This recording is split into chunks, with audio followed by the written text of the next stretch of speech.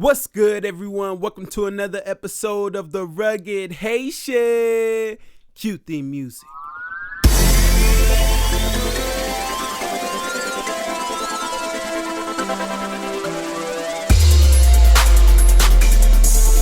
Yo, what's good? What's good? Welcome back to another episode. I don't know why I do that, but it feels good, so that's what you about to get. You feel me? Man, it's good to be here with you all. If you're listening via Spotify or Apple iTunes or wherever you listen to your podcast, man, thank you. Thank you for being a part. Thank you for listening. And as always, share this. I need you to share this. Also, I was looking through my podcast. I Googled it. And I was looking to see where your boy ranked. Not really the rank, but like what they rate your boy. You feel me? And 4.4 stars. You feel me? 4.4 stars. So thank you. I really appreciate it. So if you could go and leave a rating, that'll be good too. I'd appreciate that. So 4.4 stars out of 5, man. I think that's good. And and so that's great, man. From me and the Rugged Haitian family to you, thank you. Blessings. Man, it's great to be here this week. The Super Bowl, man. The Super Bowl. Man. So I was rooting for Philly.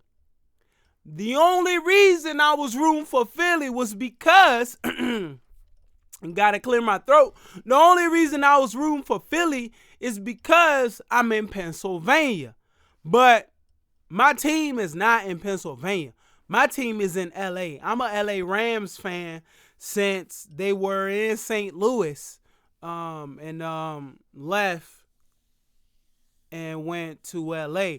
So I've been a LA fan since I want to say 99-2000 season. So, man, I was hoping that these cats brought it through. I was like, man, this will be a perfect ending to Jalen Hurts' freshman year, breakout year, and whatnot. I say break. I know he started near the end of last year, but this year was his year. You feel me? And so I wanted my mans to win. I wanted them to win. I wanted them to be successful and find success, but sadly, that ain't how the cookie crumble. How Patrick Mahomes got a hurt ankle running like that? He was running a little funny, but but he did it. So I ain't mad at him. So congratulations, Kansas City, man. You earned it. Regardless of how I feel. I mean, it wasn't my team out there. But I don't know if y'all like this. I don't know. Maybe it's just me. But I will beg to differ that it's not. And this is what I'm saying. You ever watch any team play? Like literally any team play. Any sport play. You watch, again, you don't own part of the franchise. You're not a player. You don't even hold them as your favorite team. You're just rooting for one. Follow me here. And they play, and the team you were rooting for loses. Do you or don't you feel some type of way? Like you took a personal loss, like it bothers you. For a long time, I was like that. Regardless of what the team was, regardless of who was playing, because the team that I rooted for lost, I felt some type of way, and for a long time I didn't know what that was or what that is. And what it is rather we intentionally do it, and most of the time it's intentional, or unintentionally, we get invested, and when it does not go our way, we feel some type of way. We feel as if we have taken a personal loss. We feel as if we were out there on the field or the court or the gym or whatever. We take it personally. And that's because whenever, like, your body, your mind, like, the mind is a powerful organ. It's a powerful thing, because whether you are invested fully, intentionally, or you are invested just a little, you feel me? You don't really have no stock in it, but you're invested. Your mind takes that and says, oh, we're all in. The smallest amount of investment affects your whole body, where it affects your mood, it affects your joy, which is part of your mood, it affects your feelings, and it affects your actions. The smallest part of investment changes your day and changes your life. So I ask you, what are you investing in? Because either we're doing it intentionally or unintentionally, or we are invested, like we own stock in the team. We have the player's jersey. We're on the team. Or we're just watching the game and we figured we'd root for someone. We'd root for someone to win. And when they don't, you feel that loss. Now, if you're on the field, of course, it's greater. If you have stock in the team or the event, it's greater. If you own a jersey of your favorite player and that team loses, it hurts. It hurts in a way that you feel like you were a part of it. All you did was sit down and just say, these two teams are playing. I'll root for them. And then they lose. And then you're like, that done ruined my night. Do you see the power of what small and large investments can do to the body, can do to your emotional state? What are you investing in? Last night, of course, I was rooting for the Eagles. And I wanted the Eagles to win. I did. I wanted them to win. I'm not going to hold you. I wanted them to win. It didn't matter to me. My team is in LA. You feel me? But I'm like, hey, I'm in Pennsylvania. I'm a root for the Pennsylvania team. And they lost. And immediately I started to feel some type of way. I started to feel sad. I started to feel like I lost something. My emotions were down and I wanted to eat my feelings. And I just picked a team. That's how small it was. Imagine if I was on the team. I would have went home and cried. Nah, man, I ain't about to celebrate. I'm upset. I need to be alone. So when that happens, so as that was happening last night, and I was like, oh yeah, this game is over. Like, we lost. Philly lost. I immediately paid attention to how I was feeling. I immediately paid attention to how I was feeling, and I said, nope, I'm not going to let this anger, this sadness, this anxiety, these feelings of drowning myself in food, I'm not going to let that affect me tonight. I'm not. And it changed. Mindset change. You have to learn to detach. You have to learn to cut those lines, because whether you realize it or not,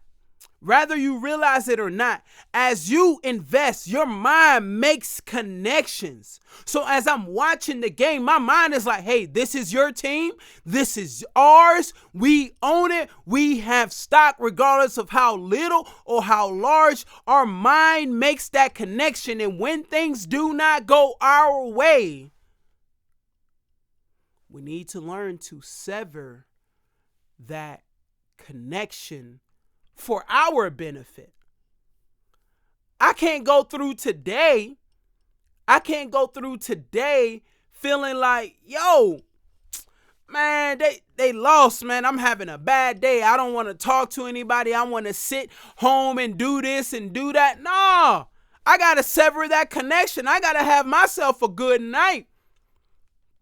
I got to go to sleep happy.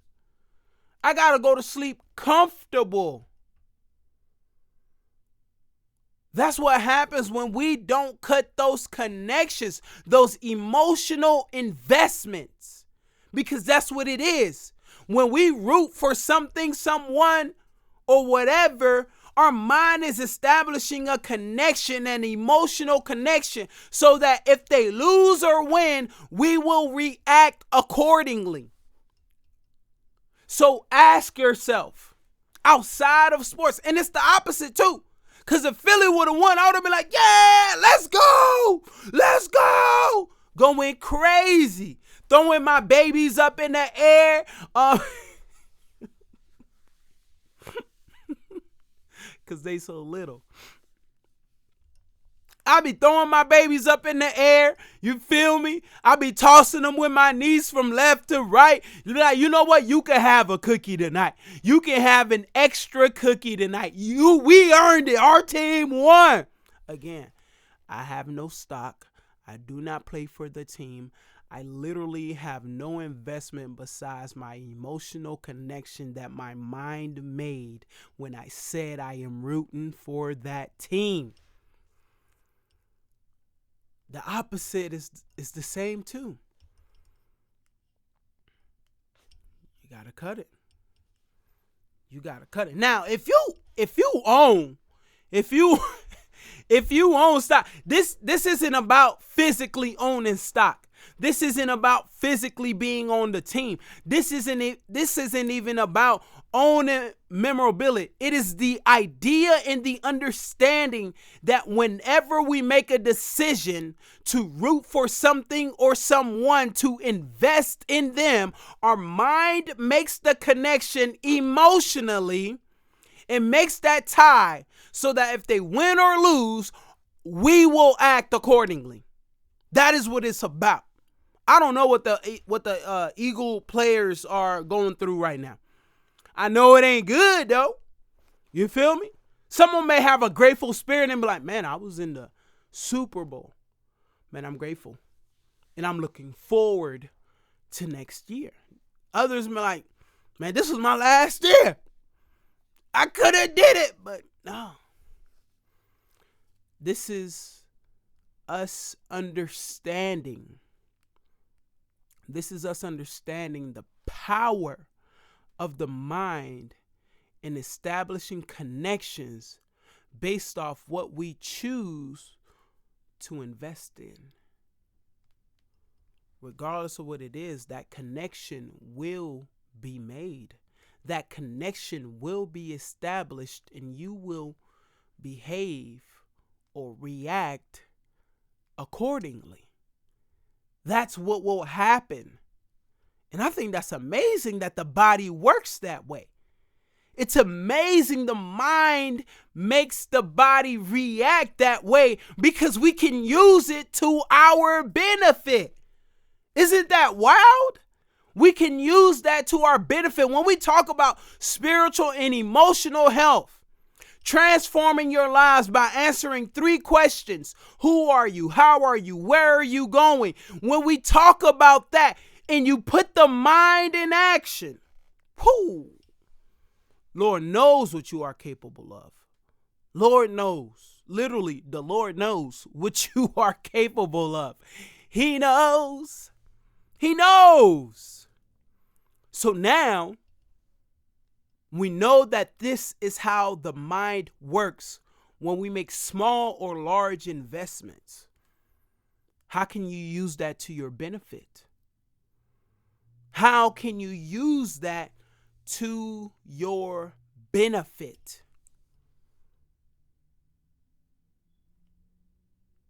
Easy, practical step. Man, I want to invest in taking care of my body. Well, how are you going to make those investments? I'll start eating right. Okay, great. What else? I'll start working out. Okay, great. What else? I'll do a little more cardio than usual. Okay, great. What else? I'll start to go to sleep early. Okay, great. What else? I'll wake up earlier to get things done so that I don't make any excuses. Okay, great. What else? In everything that you are investing in. When you wake up early, your mind lets you know, hey, you did it. You woke up early today. Let's go. You're on the right track. You're eating good today. No burgers, no fried foods. You're doing good today. Good job. Oh, you didn't work out. You feel it. You invested. It did not go how you wanted it to.